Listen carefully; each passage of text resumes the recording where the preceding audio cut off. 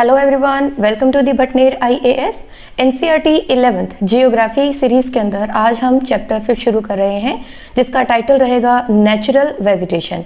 अब तक हम 4 चैप्टर्स कंप्लीट कर चुके हैं, तो 5th जो है हमारा नेचुरल वेजिटेशन, प्राकृतिक वनस्पति, शुरुआत करते हैं। देखिए, सबसे पहले हमें पता होना चाहिए नेचुरल वेजिटेशन है क्या।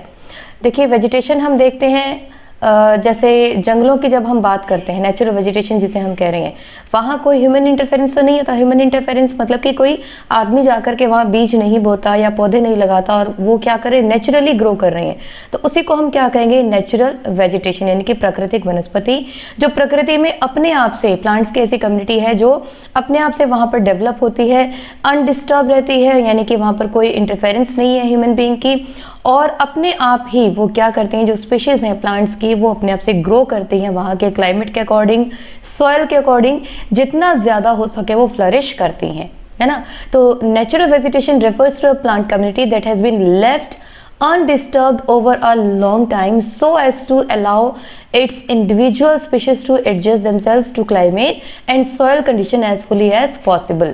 यानी कि प्रकृति में अपने आप से बिना किसी डिस्टर्बेंस के नेचुरली जो वेजिटेशन ग्रो होता है उसे ही हम क्या कहते हैं, नेचुरल वेजिटेशन या फिर प्राकृतिक वनस्पति। अब देखिए, जो प्राकृतिक वनस्पति है वो क्लाइमेटिक कंडीशंस पर डिपेंड करती है, सॉइल टाइप कैसा है, वहाँ का क्लाइमेट कैसा है, इन सब चीज़ों के कारण भारत में अगर हम देखें तो वनस्पतियों में बहुत ज़्यादा विभिन्नता पाई जाती है, यानी कि जो वेजिटेशन एरियाज़ हैं वो अलग अलग पाए जाते हैं। तो जैसे हम यहाँ पर देख रहे हैं, हिमालय रीजन है या वेस्टर्न घाट का है, अंडमान निकोबार आइलैंड है, या डेल्टिक रीजन्स हैं, डेजर्ट रीजन्स हैं, डेजर्ट में हम सेमी डेजर्ट एरियाज़ की भी हम बात करेंगे। तो ये सब जो जोन है, यहाँ के क्लाइमेटिक कंडीशंस हैं, जिसमें सॉइल टाइप की हम बात करें, रेनफॉल की हम बात करें, सॉइल यानी कि मिट्टी है या रेनफॉल है, टेम्परेचर है, ये सारे जो फैक्टर्स हैं क्या करते हैं, वहाँ के वेजिटेशन को इफेक्ट करते हैं।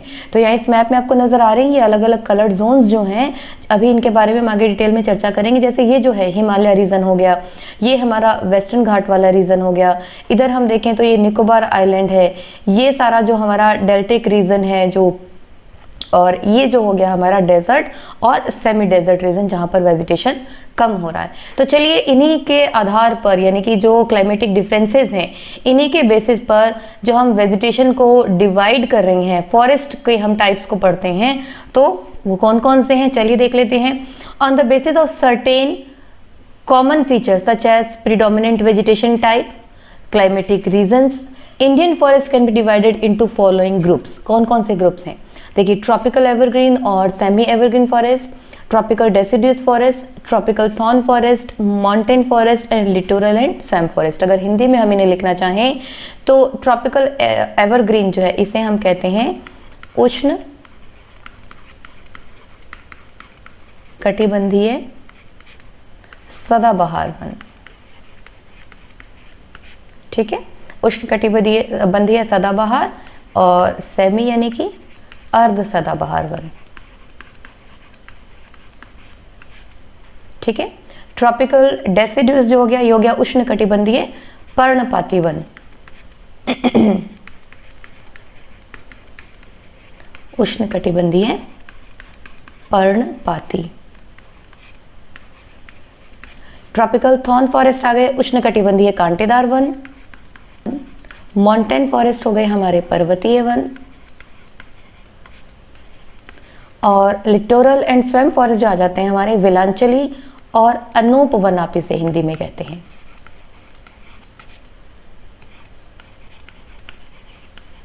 अनूप वन।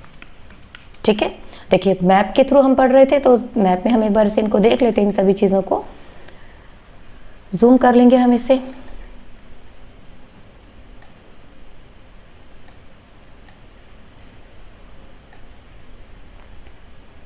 ये देखिए, ये हमारा नजर आ रहा है हमें ट्रॉपिकल एवरग्रीन फॉरेस्ट। तो ये वाला जो लाइट ग्रीन जो हमें नजर आ रहा है, ये सारा हमारा क्या कहलाएगा, ट्रॉपिकल एवरग्रीन। ये जो पोर्शन है, ये देखिए यहाँ पर कुछ ये वाला जो जोन आ गया, तो ट्रॉपिकल एवरग्रीन फॉरेस्ट। फिर हम देखते हैं ट्रॉपिकल डेसिडुअस यानी कि पर्णपाती वन। तो ये जो जोन नजर आ रहा है आपको, सी ग्रीन टाइप का, ये क्या है हमारा ट्रॉपिकल डेसिडुअस फॉरेस्ट आ गए हमारे। माउंटेन फॉरेस्ट हम जानते हैं, आई एम सॉरी ये थोड़ा सा हमारा गलत हो गया, ये हमारे माउंटेन फॉरेस्ट आएंगे यहाँ पर, ठीक है, ये हो गए हमारे माउंटेन फॉरेस्ट। और ट्रॉपिकल एवरग्रीन फॉरेस्ट जो है ये हमारे ये वाला जो जोन है, ठीक है, ये आ जाएगा। इसके बाद हम देखते हैं जो हमारे ये आ गए थॉर्न फॉरेस्ट हो गए, ट्रॉपिकल थॉर्न फॉरेस्ट या ये जब जो डेजर्ट जोन में हमें मिलेंगे, ये आ गया हमारा ट्रॉपिकल जो है हमारे थॉर्न फॉरेस्ट। क्लियर। और ये इस तरीके से हम देख सकते हैं कि कैसे हम जो फॉरेस्ट है हमारे इनको अलग अलग पार्ट्स में हम डिवाइड कर सकते हैं। देखिए आपको बार बार ये कहना चाहूँगी मैं, जो हमारा 11th में हम जो टॉपिक्स कवर कर रहे हैं ये सभी टॉपिक्स हम अपनी 9th क्लास में बहुत अच्छे से पढ़ चुके हैं। तो जैसा कि मैं आपको पिछले वीडियोज़ में कंटिन्यूसली कहती रही हूँ, जो बहुत डिटेल्स में बहुत अच्छे से क्लियर किया गया है वो वहाँ पर हमने अच्छे से समझाया गया। तो अगर आप इन सभी फॉरेस्ट को बहुत डिटेल में अच्छे से समझना चाहते हैं तो आप वहाँ पर भी जा सकते हैं। वैसे इस वीडियो में भी मैंने रिवीजन के तौर पर कुछ पॉइंट जो है यहाँ पर इंक्लूड किए हैं, लेकिन फिर भी आप जो बेसिक अगर आप इंप्रूव करना चाहते हैं तो वो आप वहाँ पर कर सकते हैं। जैसा कि नए व्यूअर्स हैं हमारे, उन्हें नहीं पता होगा तो वो प्ले लिस्ट में जा करके वहाँ पर सर्च कर सकते हैं। जो पुराने व्यूअर्स हैं जो कंटिन्यूसली हमारे वीडियोज़ देख रहे हैं उन्हें पता है कि ये सारी चीज़ें हम ऑलरेडी कवर कर चुके हैं। बस इसमें क्या होगा, स्टैंडर्ड के अकॉर्डिंग कुछ जो इन्फॉर्मेशन है वो इंक्रीज हो जाती है, बाकी टॉपिक्स हमारे वही के वही हैं, है ना। तो आपको वही सजेस्ट करूंगी कि एक बार आप वहां पर आप जाकर के रिवाइज करें, एक बार आप आपको कंसिडर कर लीजिए। तो सबसे पहले हम बात करते हैं tropical evergreen and semi evergreen forest की, यानी कि उष्णकटिबंधीय सदाबहार और अर्ध सदाबहार वनों के बारे में हम अगर थोड़ी इनके फीचर्स को हम स्टडी करें तो these forest are found in the western slope of the western Ghat, hills of the northern east region and the Andaman and Nicobar islands, है ना। तो ये देख लेते हैं अभी हम, हाँ जी, गिरा देखिए, ये वेस्टर्न घाट हो गया हमारा सारा, इधर हम देख रहे हैं नॉर्दर्न ईस्ट रीजन, और ये हमारा जो आ गया अंडमान और निकोबार आइलैंड। तो यहाँ का सब हमारे क्या मिल रहे हैं, हमें ट्रॉपिकल एवरग्रीन और सेमी एवरग्रीन फॉरेस्ट इन जोन्स में हमें मिलते हैं। They are found in warm and humid areas with an annual precipitation over 200 centimetre, यानी कि यहाँ का जो ये जो वन है ये उष्ण और आर्द्र प्रदेशों में एरियाज में हमें मिलते हैं, और यहाँ का जो वार्षिक जो रेनफॉल है, एनुअल प्रेसिपिटेशन है, वो कितना है, 200 सेंटीमीटर से भी ज़्यादा है। और टेम्परेचर की अगर हम बात करें तो 20 डिग्री सेल्सियस से भी ज़्यादा जो है यहाँ पर टेम्परेचर रहता है। वार्म की हम बात कर रहे हैं यानी कि टेम्परेचर ज़्यादा है, और ह्यूमिड की हम बात कर रहे हैं यानी कि रेनफॉल भी ज़्यादा है। इन दोनों की वजह से वार्म एंड ह्यूमिड एरियाज हो जाते हैं ये।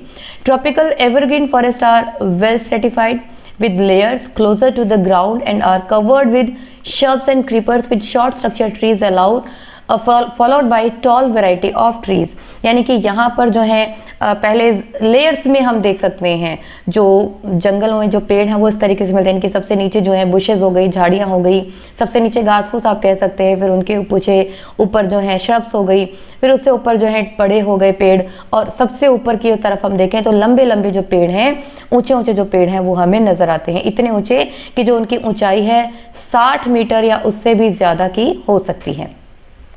There is no definite time for trees to shed their leaves, flowering and fruition. As such, these forests appear green all the year round. Evergreen है यानी कि हमेशा हर पूरे वर्ष भर जो है हरे भरे रहते हैं। Species found in these forests include rosewood, mahogany, any, ebony, etc. ये सब जो पेड़ है यानी कि जैसे रोजवुड हुआ, मोहगनी हुआ, एनी, एबनी, ये सब जो एग्जांपल्स है यहाँ पर पाए जाने वाले फॉरेस्ट के हैं। ये दो इमेजेस आपको नजर आ रही हैं, देखिए यहाँ पर किस तरीके से पूरा घना हुआ जो जंगल है वो हमें नजर आ रहा है। तो ये है ट्रॉपिकल एवरग्रीन फॉरेस्ट। इसके बाद हम बात करते हैं सेमी एवरग्रीन यानी कि अर्ध सदाबहार वनों की। तो अर्ध सदाबहार वन जो हैं, जो हमारे जोन्स हमने पढ़े थे, वेस्टर्न घाट हुआ या नॉर्थ ईस्ट रीजन हुआ या अंडमान निकोबार आइलैंड हुआ, यहीं पर जो हमारे कम जो वर्षा है, कंपैरेटिवली कम जो रेनफॉल होगा, वहाँ पर हमें सेमी एवरग्रीन फॉरेस्ट हमें मिलेंगे। देखिए यहाँ पर ये मेंशन किया गया है, less rainy parts in these regions. और ये जो फॉरेस्ट हैं इसमें हमें एवरग्रीन और मॉइस्ट डेसिडुअस फॉरेस्ट यानी कि जो हमारे आर्द्र पर्णपाती वन हैं और जो हमारे सदाबहार वन है उनका मिक्सचर हमें मिलता है, ठीक है। The undergrowing climbers provide an evergreen character to these forest, यानी कि जो क्लाइंबर्स हैं जो बेलें होती हैं हम कहते हैं, तो ये हमें यहाँ पर बहुत ज़्यादा मिलती हैं, जिसकी वजह से हमेशा हरा भरा जो हमें नज़र आता है। और स्पीशीज़ की अगर हम बात करें तो सिडार, होलॉक, कैल, ये सब जो पेड़ हैं ये हमें यहाँ पर मिलते हैं। The oak forest in Garhwal and Kumaon were replaced by pine which was needed to lay railway line. सब हम अपनी हिस्ट्री की बुक में पढ़ चुके हैं कि यहाँ के रीजन्स में जो ओक के पेड़ थे गढ़वाल और कुमाऊं रीजन के अंदर, उनको क्या किया गया, यहाँ से हटा दिया गया क्योंकि रेलवे ट्रैक्स बिछाने थे, रेलवे लाइंस बिछानी थी, और उनकी जगह पाइन यानी कि जो चीड़ के पेड़ हैं वो लगा दिए गए। Forest were also clear for introducing plantation of T, rubber and coffee, यानी कि इस तरह के प्लांटेशन को ग्रो करने के लिए, इम्प्रूव करने के लिए भी इन जंगलों को यहाँ से साफ कर दिया गया। चलिए, ये हुआ हमारा सेमी एवरग्रीन फॉरेस्ट। अब हम बात करते हैं ट्रॉपिकल डेसिडुअस यानी कि पर्णपाती वनों की। देखिए इमेज हमें नजर आ रही है, ये है हमारे पर्णपाती यानी कि ट्रॉपिकल उष्णकटिबंधीय डेसिडुअस पर्णपाती वन। These are most wide spread forest in India, जो सबसे ज्यादा हमें मिलते हैं, है ना। तो अब देखिए मैप में अगर हम फिर से आपको मैं ले जाना चाहूं तो यहाँ आप देख रहे हैं ये वाला जो जोन हमें नजर आ रहा है ना, ये सबसे ज्यादा एरिया हमें नजर आ रहा है। यही एरिया हमारा कौन सा है, ट्रॉपिकल डेसिडुअस फॉरेस्ट का। तो सबसे ज्यादा हमारे इंडिया के अंदर कौन से फॉरेस्ट हमें मिलते हैं, हमें मिल जाते हैं ये ट्रॉपिकल डेसिडुअस फॉरेस्ट, ठीक है। तो यहाँ पर देखिए, they are also called the monsoon forest. They spread over region which receive rainfall between 70 to 200 centimetre. 70 से 200 सेंटीमीटर तक का जो है यहाँ पे रेनफॉल हमें मिल जाता है। On the basis of the availability of water, those forests are further divided into moist and dry. जो रेनफॉल है या पानी की अवेलेबिलिटी है, उपलब्धता है, उसके आधार पर हम इनको मॉइस्ट यानी कि आर्द्र और शुष्क, आर्द्र और शुष्क, इन दो तरह के वनों में, पर्णपाती वनों में हम इनको स्टडी करते हैं। तो सबसे पहले मॉइस्ट देख लेते हैं। They are mostly found in the regions with record rainfall between 100 to 200 centimetre, है ना। तो जहाँ पर रेनफॉल ज़्यादा होगा, 100 से 200 के बीच में होगा, वहाँ पर हमें कौन सा मिलेगा, हमें मिल जाएगा मॉइस्ट डेसिडुअस यानी कि आर्द्र पर्णपाती one. These forests are found in the northeast states along the foothills of Himalayas, eastern slopes of Western Ghat and Odisha, ठीक है। टीक, साल, शीशम, हुरा, महुआ, आंवला, सिमुल, कुसुम, सैंडलवुड, ये सब जो हैं इन जंगलों की मेन जो स्पीशीज हैं वो हमें नजर आती है। देखिए जैसे बांदीपुर फॉरेस्ट, यहाँ पर इंडिया की हम बात कर रहे हैं, तो ये आपको एक इमेज दिखाई गई है मॉइस्ट डेसिडुअस फॉरेस्ट की, जहाँ पर रेनफॉल हमें कितना मिल रहा है, 100 to 200 सेंटीमीटर। ड्राई डेसिडुअस की फॉरेस्ट की हम बात करें, cover vast area of the country, इनकी बहुत ज़्यादा हमें मिलते हैं। ये रेनफॉल जो है लगभग 70 से 100 सेंटीमीटर के बीच में हमें मिलता है, इनके कंपैरेटिवली कम हो गया, इसलिए ये कैसे हैं, ड्राई हैं। On the wetter margins it has transition to the moist deciduous, while on the drier margins to thorn forest, यानी कि जो बाउंड्रीज आ जाती हैं जहाँ पर जो वेटर एरियाज हैं, यानी कि पानी की अवेलेबिलिटी ज़्यादा है, प्रॉपर है जहाँ पर, वहाँ हमें मॉइस्ट मिल जाएंगे, और वहीं जो ड्रायर मार्जिन्स होंगे यानी कि जो मॉइस्ट के ड्रायर मार्जिन्स होंगे वहाँ पर हमें क्या मिल जाएंगे, थॉर्न फॉरेस्ट यानी कि कंटीले वन हमें मिलेंगे। This forest are found in rainier areas of the peninsula and the plains of Uttar Pradesh and Bihar. Parklands are found in the higher rainfall regions and the peninsular plateau and the northern Indian plain।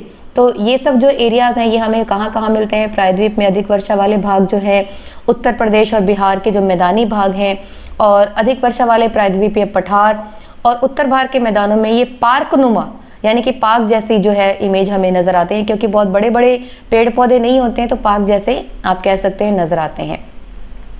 और यहाँ पर हम देखें, as the dry season begins, the tree sheds their leaves completely and the forest appears like a vast grassland with naked trees all around। Tendu, palas, amaltas, bel, khair, axlewood, ये सब जो है common trees हैं जो यहाँ पर मिलते हैं। Western and southern part of the Rajasthan vegetation cover is very scanty due to low rainfall and over grazing।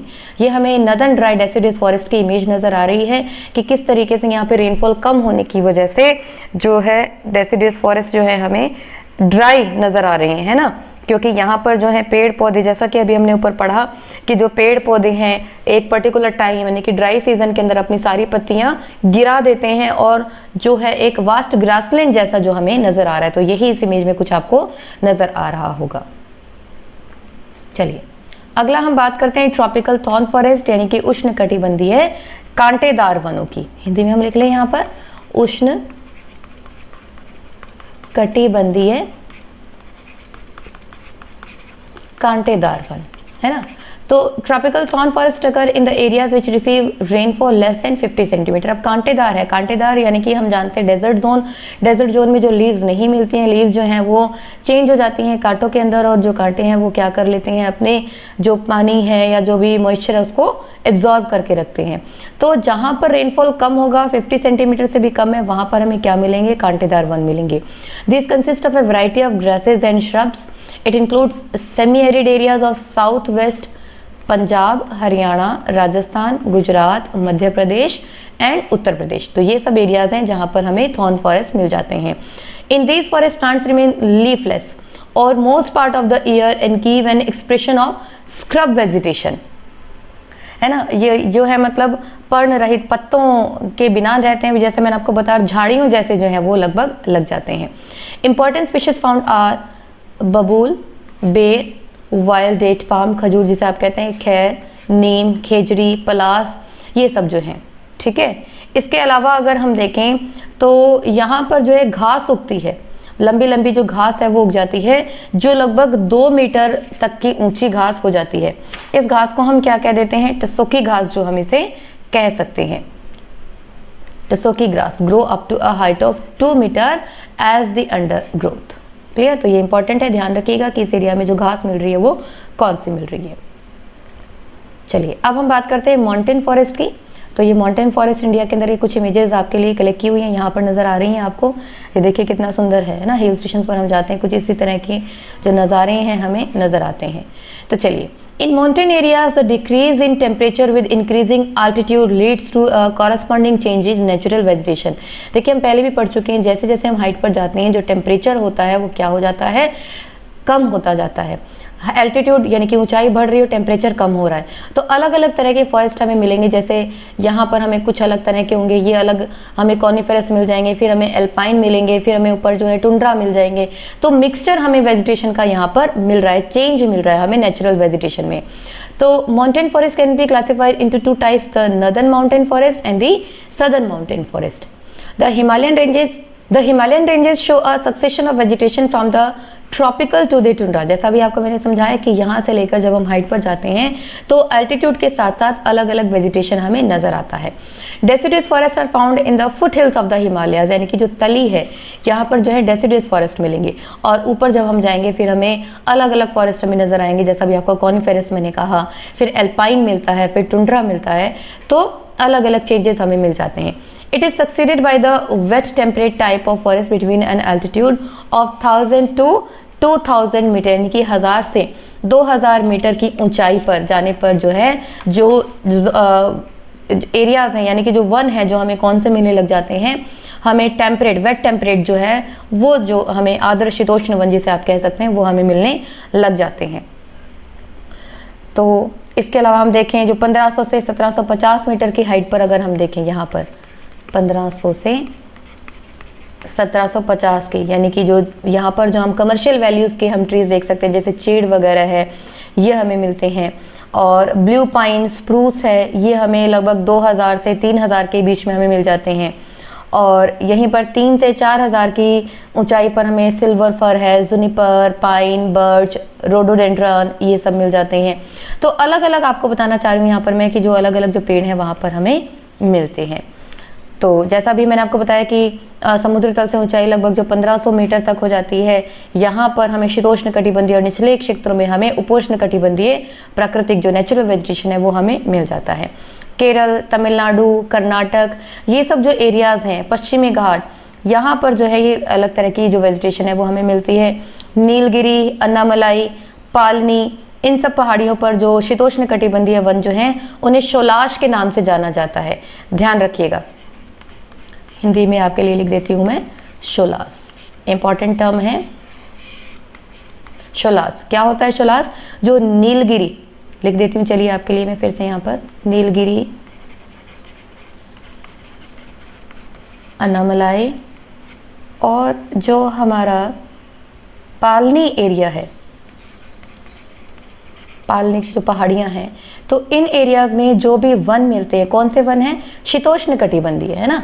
अभी हमने देखा ना कि जैसे ऊंचाई होती है वहाँ पर जो शीतोष्ण कटिबंध के हमें मिलने शुरू हो जाते हैं। तो ये जो शीतोष्ण कटिबंध है इनको हम क्या कह देते हैं? शोलास। ठीक है, शोलास, ध्यान रखिएगा इस चीज़ को, इम्पोर्टेंट है। और यहाँ पर जो पेड़ हैं वो कौन कौन से हैं? जैसे मग्नोलिया है, लेरल, सिनकोना, वेटल, ये सब जो हैं पेड़ हमें मिलते हैं। और यही जो वन है, यानी कि जो हम शोलास की बात करते हैं, सतपुड़ा और मैकाल की जो श्रेणियाँ हैं, यहाँ पर भी हमें ये मिल सकते हैं। ठीक है, तो ये हो गया हमारा माउंटेन फॉरेस्ट।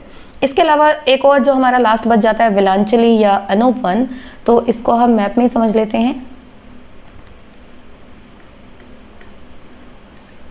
हाँ जी, तो ये देखिए, ये जो जोन आपको नज़र आ रहा है ना, ये वाला, ये बिल्कुल थोड़ा थोड़ा सा जो हमें नज़र आ रहा है, ये जो जोन है हमारे, ये कौन से हैं? हमारे विलांचली या अनूप वन है, जो यहाँ पर लगभग 70% भाग पर जो है चावल की खेती की जाती है। और भारत में लगभग अगर हम देखें तो 39 लाख हेक्टेयर भूमि जो है वो आर्द्र है।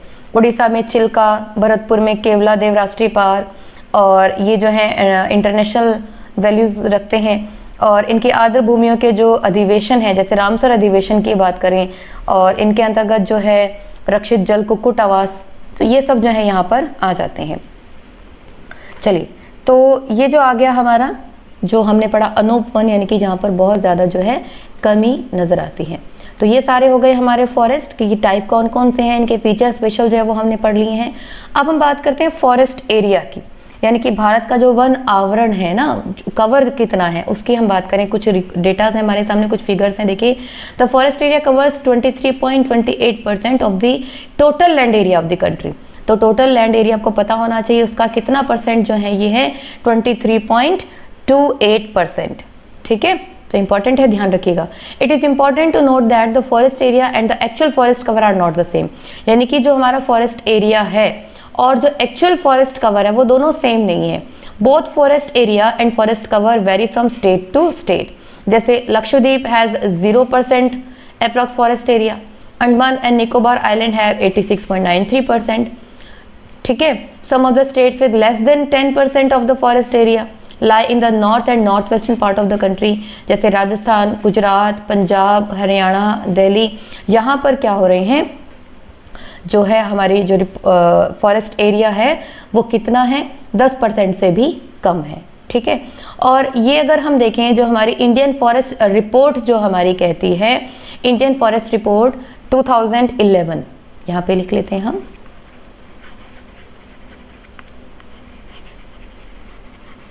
इंडियन फॉरेस्ट रिपोर्ट 2011 के अकॉर्डिंग जो हमारा वास्तविक वन आवरण है वो केवल 21.05% है। ठीक है, और इनमें से भी जो 12.29% है, यहाँ पर तो है हमारे सघन वन। ठीक है, और इसी का जो 8.75% है, यहाँ पर हमारे पाए जाते हैं विवृत वन।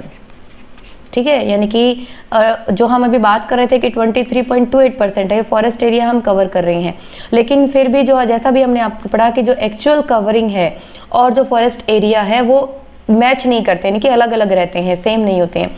तो ये जो हमने फॉरेस्ट कवर की बात की 2011 के अकॉर्डिंग टोटल कितना है, 21.05%, और इसमें से 12.29 जो है वो सघन यानी कि डेंस फॉरेस्ट है, और वहीं पर जो 8.75% है वो विवृत यानी कि जो हम कहते हैं स्पेशल, हम कह सकते हैं बिखरे हुए जो वन आप कह सकते हैं, लेस डेंस आप कह सकते हैं, इस तरह के वन हमें मिलते हैं। ठीक है, तो ये हमने देख लिया कि जो अलग अलग एरियाज हैं कैसे वहाँ पर चेंजेस आ रहे हैं, है ना। और जैसे प्रायद्वीपीय भाग की भी हम बात करें तो दादर, नागर हवेली, तमिलनाडु, गोवा, इन सबको अगर छोड़ दें तो बाकी के सभी राज्यों में 20 से 30% जो भूमि है वो वनों के अधीन ही आती है। और उत्तर पूर्वी राज्यों में हम देखें तो 30% से अधिक भूमि पर वन पाए जाते हैं। तो ये जो फिगर हैं ये हमारे अलग अलग होते हैं। जैसे भारत में अगर वनों की जो डिस्ट्रीब्यूशन की लिस्ट को जब हम आगे देखेंगे तो यहाँ हम देखेंगे जो 15 राज्य हैं उनकी कुल भूमि में लगभग 33% से अधिक जो है वन पाए जाते हैं। अभी अगली स्लाइड में ही हम देख रहे हैं कि कौन कौन सी जो है हमारे एरियाज है उनके अकॉर्डिंग हमारे पास क्या क्या चीजें। ये देखिए, जैसे geographical area under forest are, जैसे आंध्र प्रदेश की हम बात कर रही हैं तो ये कितना है 16.23% है। अरुणाचल प्रदेश की हम देखें तो 81.23%। तो आप ये देख सकते हैं कि ये अलग अलग एरिया वाइज जो है फॉरेस्ट की जो एरिया की फॉरेस्ट एरिया जो है परसेंटेज में हमें यहाँ पर दिखाई दिया गया है ना। तो ये लिस्ट है हमारी बुक के अकॉर्डिंग, इसको आप पढ़ लीजिएगा। चलिए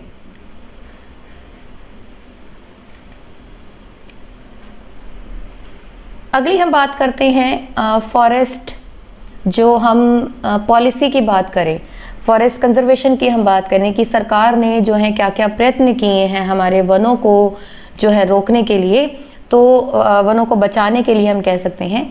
तो the government of India proposed to have a nation-wide forest conservation policy and adopted a forest policy in 1952 which was further modified in 1988। 1952 में जो है पॉलिसी अपनाई गई थी और 1988 में से मॉडिफाई कर दिया गया। The National Commission on Agriculture 1976 has classified social forestry into 3 categories. These are urban forestry, rural forestry and farm forestry. ठीक है, जो 3 तरह के जो हैं वो हमें नजर आ जाते हैं। कौन कौन से? Urban, rural and farm forestry. जो अर्बन की अगर हम बात करें है ना, तो जो शहरों का और उनके आसपास का जो प्राइवेट हम बात करें या सार्वजनिक हम बात करें भूमि है, जैसे ग्रीन बेल्ट हम कहते हैं, पार्क्स हैं, सड़क हैं, इनके आसपास की जगह या इंडस्ट्रीज या जो भी व्यापारिक स्थल हैं इन पर पेड़ लगाना और इन सब का मैनेजमेंट करना, ये सब किसके अंदर आ जाता है? शहरी वानिकी के अंदर। ठीक है, अर्बन जो फॉरेस्ट्री के अंदर। इसके बाद हम जो रूरल फॉरेस्ट्री की बात करें तो इसमें एग्रीकल्चर फॉरेस्ट्री या कम्युनिटी फॉरेस्ट्री यानी कि समुदाय कृषि, इन सबको बढ़ावा देना इंक्लूड किया जाता है ना। तो ये देखिए यहाँ पर लिखा गया है, urban forestry pertains to the raising and management of trees on public and privately owned lands in and around urban centres such as green belts, parks, road side avenues, industrial and commercial green belts. तो इन सबको manage करना जो कहाँ आता है, किसके under आता है? अर्बन फॉरेस्ट्री के अंदर। रूरल फॉरेस्ट्री की हम बात करें तो एग्रो फॉरेस्ट्री है या कम्युनिटी फॉरेस्ट्री है, ये सब किसके अंदर आ जाती है? रूरल यानी कि ग्रामीण वानिकी के अंदर। इसको आपके लिए हिंदी में मैं लिख देती हूँ, ग्रामीण वानिकी। ठीक है, ये आ गई हमारी शहरी वानिकी। ठीक है, हाँ जी। Agroforestry is the raising of trees and agriculture crops on the same land, inclusive of the waste patches.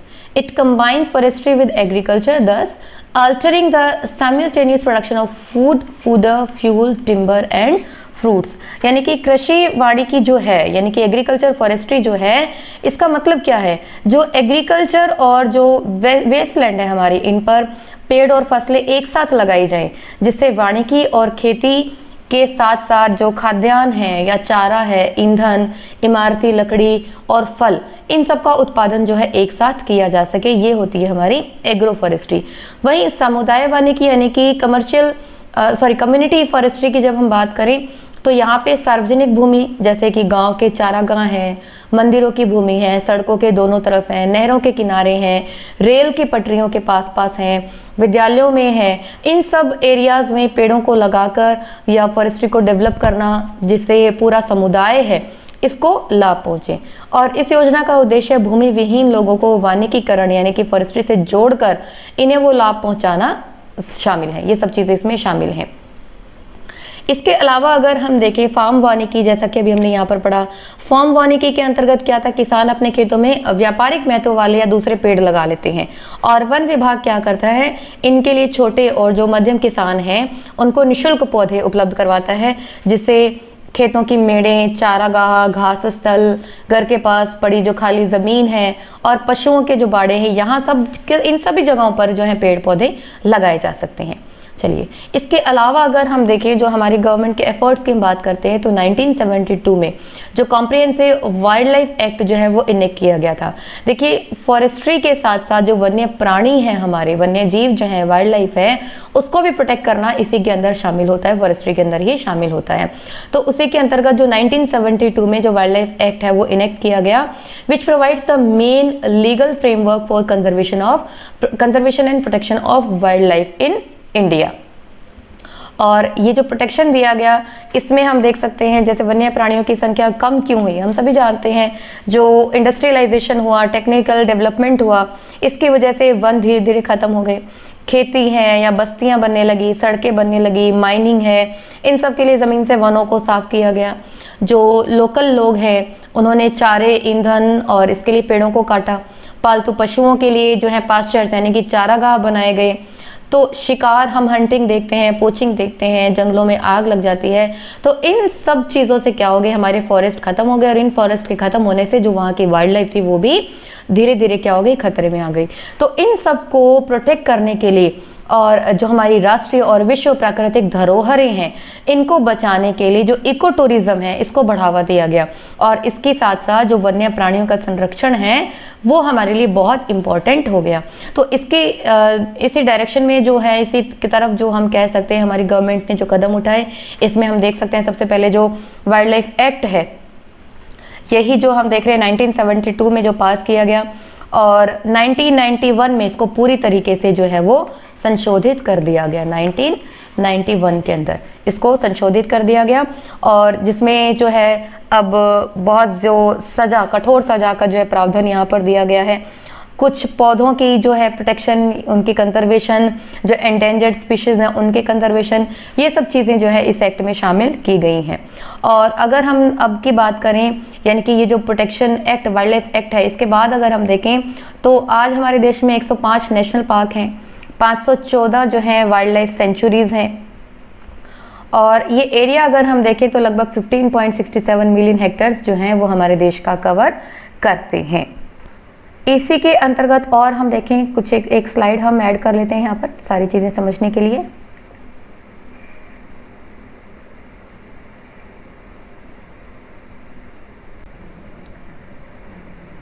तो यहीं पर हम देखते हैं जो यूनेस्को है,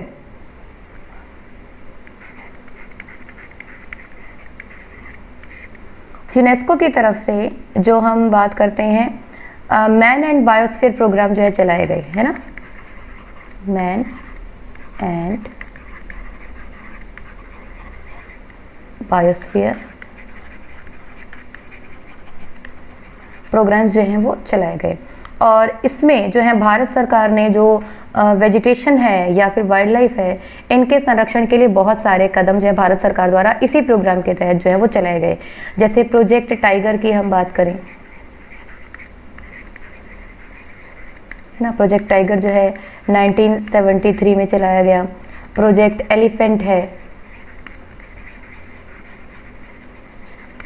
ये 1992 में चलाया गया, है ना। तो इन मतलब इनका जो उद्देश्य है, अलग अलग एरियाज में जो है वो इन जानवरों को सुरक्षित रखना है, इन जातियों को, स्पीशीज़ को कंजर्व करना है।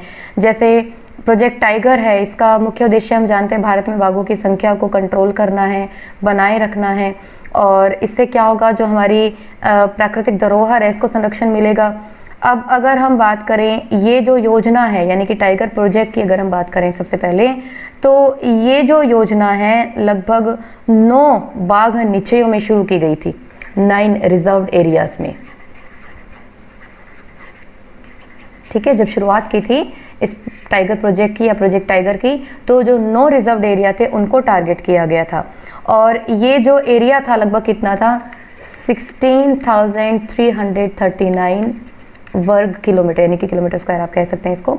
और अब जो है आज की जब हम बात करते हैं तो ये जो परियोजना है इसको इंक्रीज करके, यानी कि अब अगर हम देखें तो 44 जो है करोड़ एरियाज में चल रही है और एरिया अगर हम देखें तो कितना कवर कर लिया अब इसने, लगभग 36,988.28 स्क्वायर किलोमीटर, है ना। और लगभग 17 जो स्टेट्स हैं, 17 राज्यों में जो है ये चल रही है।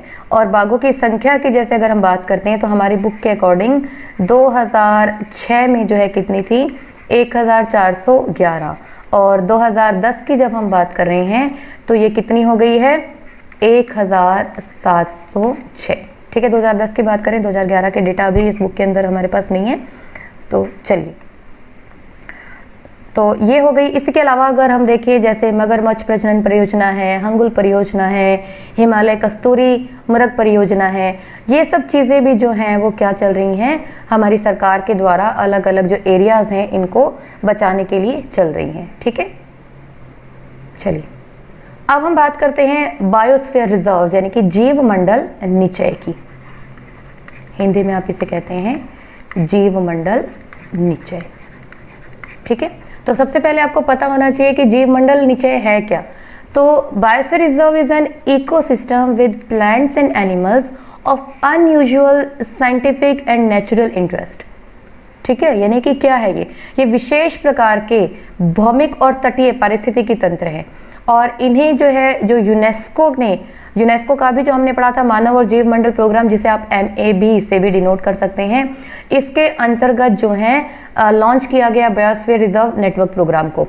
The biosphere reserve network was launched in 1976, 2 years after the initiation of man and biosphere reserve, यानी कि मैप के प्रोग्राम की शुरुआत होने के 2 साल बाद जो है ये जो प्रोग्राम है ये चलाया गया, बायोस्फीयर रिजर्व को बनाया गया। ठीक है, इसमें अगर हम देखें इसके 3 जोन्स होते हैं, core, buffer and transition zone, यानी कि जो पर्टिकुलर एरिया है उसको हम 3 पार्ट्स में डिवाइड कर देते हैं।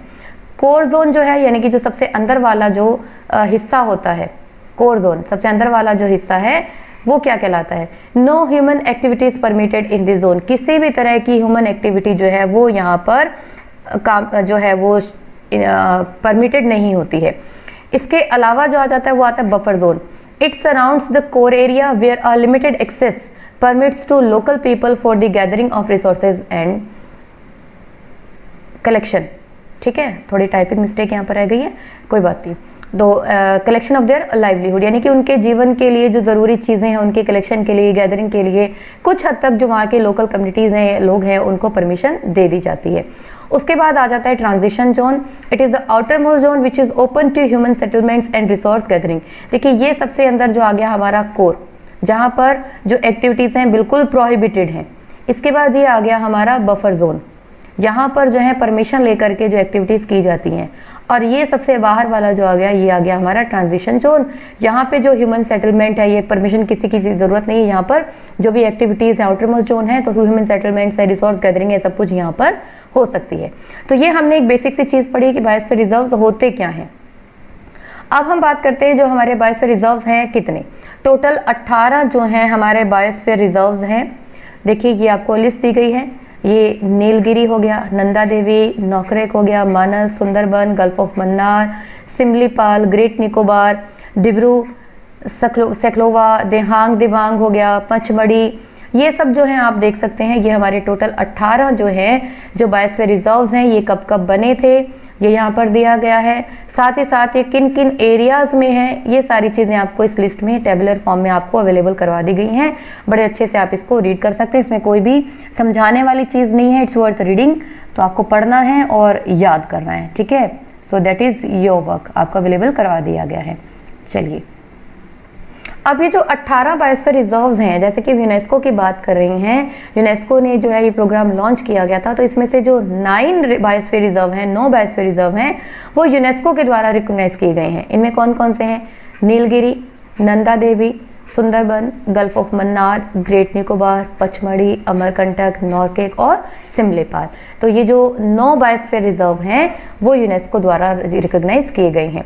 तो इस मैप में हम देख लेते हैं। देखिए ये जो हमारी बायोस्फीयर रिजर्व्स हैं,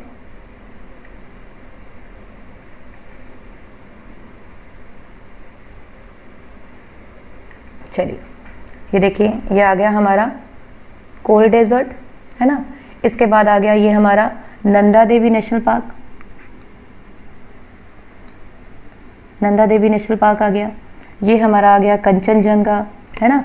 इसके बाद ये आ गया दिहांग वैली, दिब्रू सेक्लोवा, मानस, नॉर्केक, ठीक है, ये सुंदरबन हो गया। ये आ गया हमारा Panna, Pachmarhi, great Rann of Kutch, Similipal national park हो गया। ये आ गया हमारा अचनकमर अमरकंटक, ठीक है, और हम इसको देख लेते हैं। देखिए ये आ गया हमारे पास गल्फ ऑफ मन्नार, है ना, और इधर ये आ गया हमारा अगस्त्यमलाई, अगस्त्यमलाई आ गया, गल्फ ऑफ मन्नार है, नीलगिरी हो गया, और ये आ गया हमारा सबशलेरा, ठीक है, ये जो हिल्स है हमारे यहाँ पर। तो इस तरीके से जो है हमारे जो सारे बायोस्फीयर रिजर्व्स हैं ये हमारे इस मैप के अंदर आ जाते हैं, और इसमें कौन कौन से जो है आपके यूनेस्को द्वारा रिकॉग्नाइज्ड हैं ये अब आपको पहचान करनी है, ठीक है। चलिए अब अगर हम देखें, out of a total 593 district 188 have been identified as a tribal district, ठीक है, जो आदिवासी हम कह सकते हैं उनमें इसको इंक्लूड किया गया है। The tribal districts account for about 59.61% of the total forest cover of the country, whereas the geographical area of 188 tribal district forms only 33.63% of the total geographical area of the country। ये कुछ जो portion है वहाँ का हमारे पास रह गया था, तो इसको एक अगली स्लाइड में आपके लिए मैंने अरेंज कर दिया है कि ये जो एरियाज़ हैं इनको हमने कैसे ट्राइब्स के अंदर जो हमने कुछ एरियाज़ को हैं आदिवासी या जनजाति जो क्षेत्र हैं हमने उनके अंदर इंक्लूड कर दिया है, ठीक है। तो यहाँ पर ये आप देख सकते हैं सारी चीज़ें हमने लगभग कवर कर ली हैं। जो बायोस्फीयर रिजर्व्स हैं आपको लिस्ट प्रोवाइड करवा दी गई है, उसको आप पढ़ें कि किस तरीके से जो हमारे बायोस्फीयर रिजर्व्स हैं, नीलगिरी है जैसे 1986 में इसकी जो है स्थापना हुई थी, और कुल एरिया अगर हम देखें 5520 किलोमीटर है। एरिया अगर हम देखें तो नगरहोल, बांदीपुर, मधुमलाई, ये सारा जो एरिया है यहाँ पर इंक्लूड होता है। इसी तरीके से नंदा देवी हम देखें तो नंदा देवी की जो स्थापना 1988 में हुई थी। यहाँ पर स्नो लेपर्ड हैं, काला भालू, भूरा भालू, ये सब यहाँ पर मिलते हैं, है ना।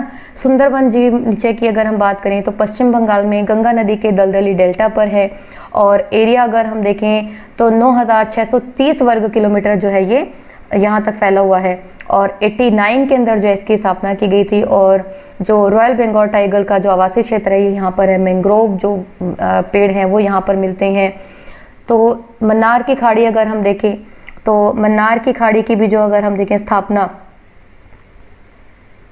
89 के अंदर हुई थी, ठीक है, और ये जो है लगभग 1,05,000 हेक्टेयर वर्ग में फैला हुआ है, और विश्व के सबसे धनी क्षेत्रों में से एक है। ये आप ध्यान रखिएगा, जो समुद्री जीव विविधता है यानी कि मेराइन बायोडाइवर्सिटी है उसमें जो है सबसे ज़्यादा रिच है ये। इसमें 21 द्वीप इंक्लूड होते हैं, अनेक तरह की घासें हैं, प्रवाल द्वीप, कोरल द्वीप जिन्हें आप कहते हैं, ये सब मिलते हैं, समुद्री गायें हैं, तो अलग अलग तरह की जो स्पीशीज़ हैं वो यहाँ पर मिलती हैं। तो लिस्ट आपके पास में दे दी गई है, आप उसको दोबारा से देख सकते हैं, इसमें कोई समझाने वाली चीज़ें नहीं हैं, याद करना है आपको। तो यहाँ तक हमारा चैप्टर ये कंप्लीट हो जाता है। जो नेचुरल वेजिटेशन चैप्टर आज हमारा फिर से कंप्लीट हो गया है, एक और चैप्टर हमने कवर कर लिया है। तो रीडिंग लगाइए, ध्यान रखिए, वीडियो देखिए और अपना रिवीजन आप कंटिन्यूसली करते रहिए।